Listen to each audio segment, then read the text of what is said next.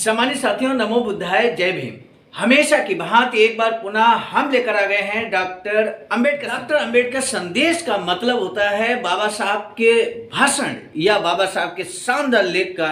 Doctor Ambedkar संदेश नियमित सुबह 5 बजे हम लाते हैं आवाज का ऑफिशियल यूट्यूब चैनल के माध्यम से।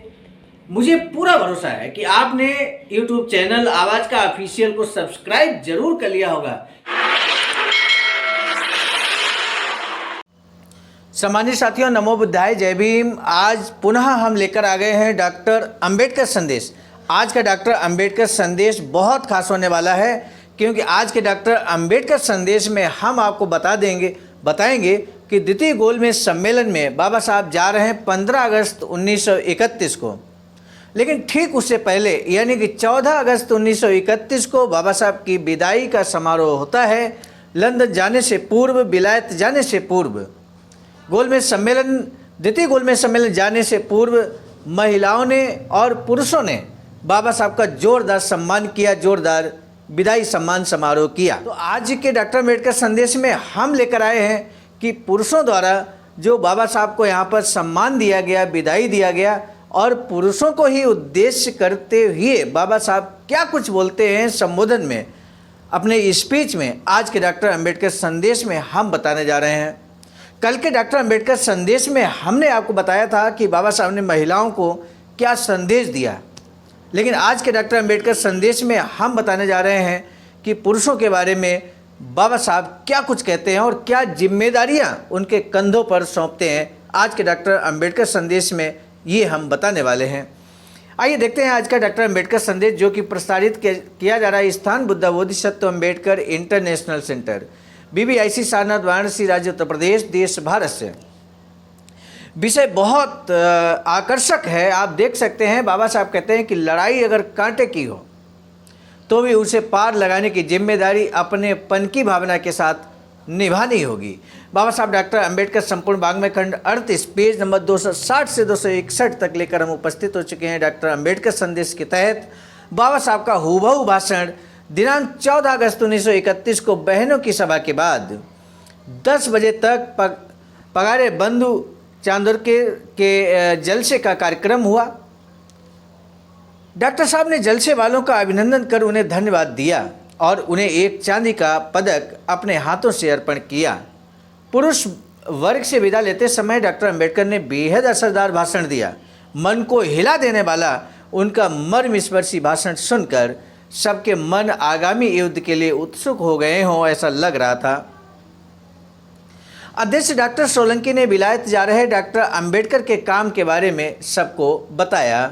उसके बाद डॉक्टर भीमराव अंबेडकर साहब बोलने के लिए उठ खड़े हुए। उन्होंने कहा कि हमें आज तक की मिली सफलता में डॉक्टर सोलंकी का भी हिस्सा है। बाबा साहब यहाँ पर क्रेडिट देते हैं डॉक्टर सोलंकी का, और कहते हैं बाबा साहब इस बात को कि जो हमें सफलता मिली है अब तक, उसमें बहुत बड़ा हिस्सा डॉक्टर सोलंकी का भी है। ये बात मैं भूल नहीं सकता। बाबा साहब कहते हैं ये बात मैं भूल नहीं सकता। हमारी लड़ाई बड़ी विकट है और अपने काम में सफलता पाना बहुत कठिन है।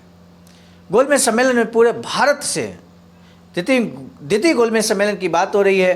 द्वितीय गोलमेज सम्मेलन में पूरे भारत से हर पार्टी के, पंथ के, जाति के मिलाकर करीब 125 प्रतिनिधि हैं।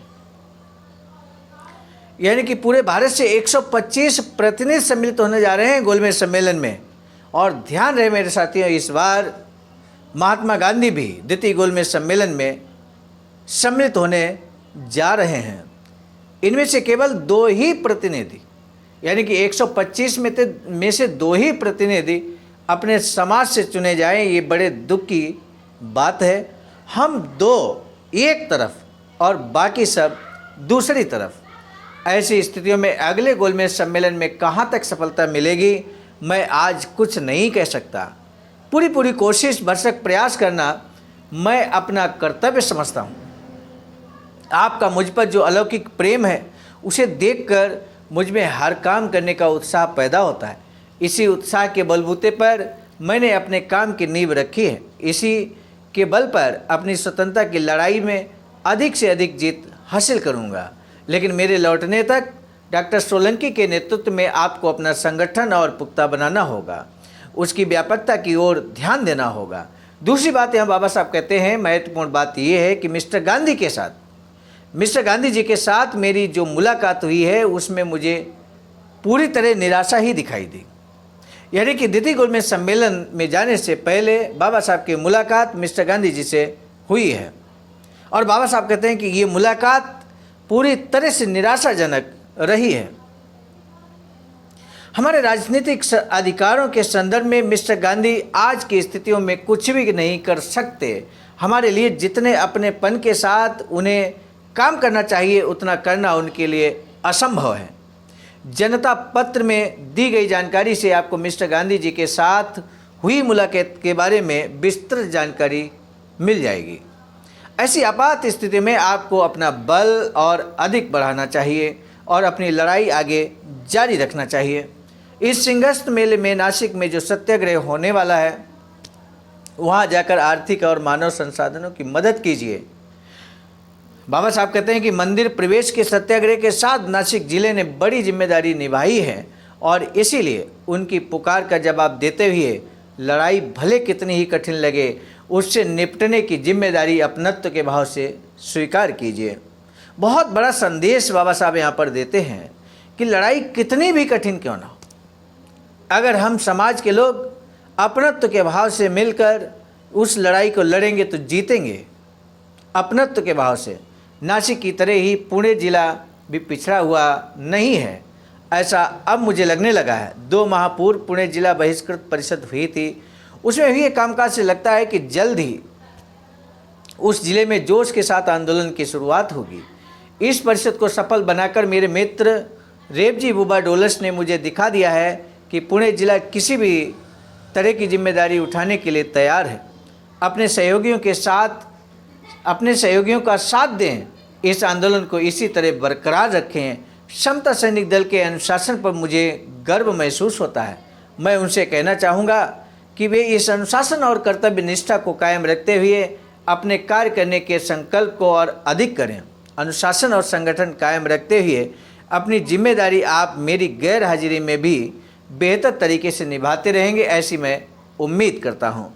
इसके बाद बाबा साहब ने अपना भाषण समाप्त किया। सम्मानित साथियों, आज के डॉक्टर अंबेडकर संदेश का निष्कर्ष के रूप में जो प्रश्न है यहाँ पर ये जानने के लिए कि आपने वीडियो को अंत तक वॉच किया है तो आप निश्चित रूप से बधाई के पात्र हैं। आपका सभी का तहे दिल से साधुवाद व्यक्त करते हुए आज के डॉक्टर अंबेडकर संदेश का महत्वपूर्ण प्रश्न आपके सामने है।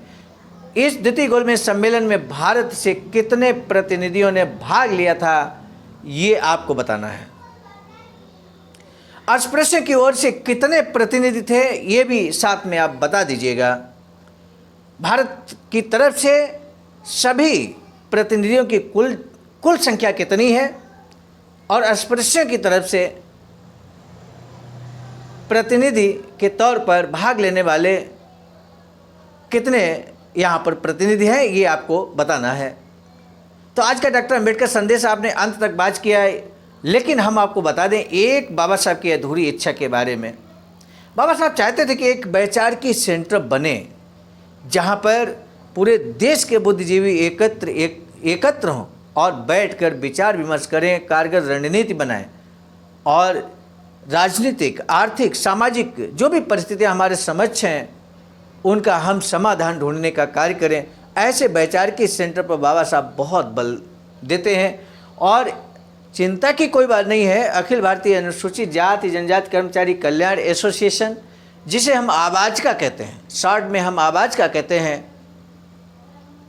आवाज का के माध्यम से ऐसा ही एक वैचारिकी सेंटर निर्माणाधीन है। 14,000 स्क्वायर फीट जमीन पर कुछ इस तरह का बनकर तैयार होगा यदि आपका बहुमूल्य योगदान मिल जाए तो। आप सभी सम्मानित साथियों से अनुरोध है कि आप भी अपना बहुमूल्य योगदान जरूर करें। ये अकाउंट नंबर IFC कोड यहाँ पर SBI का दिया गया। बहुजन बौद्ध समाज संघर्ष समिति आवाज का अनुषांगिक संगठन है जिसके माध्यम से निर्माणाधीन बुद्ध बोधिसत्व अंबेडकर इंटरनेशनल सेंटर सारनाथ वाराणसी में कार्य चल रहा है। सम्मानित साथियों, आज का डॉक्टर अम्बेडकर संदेश कैसा लगा जरूर बताइएगा कमेंट बॉक्स में। लेकिन इससे पहले कि हम डॉक्टर अम्बेडकर संदेश समाप्त करें, आज का डॉक्टर अम्बेडकर संदेश हम लेकर आए थे मिशन एक बुद्ध मित्र मुसाफिर सर राष्ट्रीय महासचिव आवाज का की प्रेरणा में और साथ ही साथ संकलनकर्ता के रूप में परम आदरणीय विजय कुमार बौद्ध जी, प्रांतीय कोषाध्यक्ष आवाज का बिहार, प्रस्तुतकर्ता के रूप में मैं स्वयं सर्वजीत आर्य, राष्ट्रीय कोषाध्यक्ष आवाज का नई दिल्ली। सम्मानित साथियों, अगर डॉक्टर अम्बेडकर संदेश आज का अच्छा लगा हो तो शेयर जरूर कीजिएगा, लाइक और कमेंट करना ना भूलें। इसी अनुरोध के साथ आप सभी से लेंगे विदा। आप सभी को सादर नमो बुद्धाय, जय भीम।